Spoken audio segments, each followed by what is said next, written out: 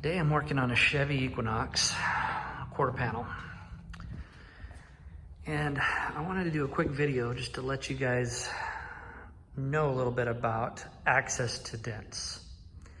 Now for paintless dent repair, typically we need access to the back side of the metal. So this is the front side, the back side. So we push from the back side out. With fenders, your front fenders here, typically it's a lot easier to get to the back side of that skin because you have a plastic liner up there. You pull the liner down and you just put a tool up there. With rear quarter panels, it's a little different. You can't just reach up through the wheel well because, look, it's metal. So it's sealed. I've been working on a dent on the edge right here, got most of it out.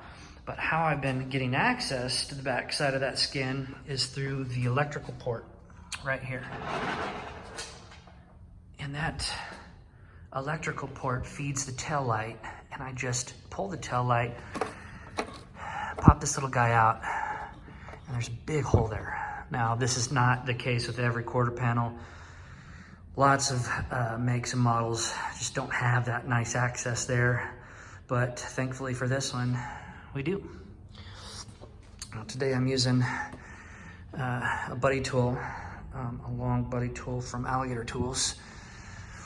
And I'm just creeping right through here, snaking right down there, and I'm getting on that edge.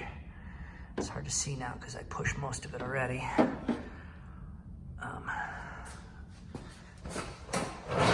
But I'll just get back here and I'll find my tool tip and I'll just do the little pushes, just like this.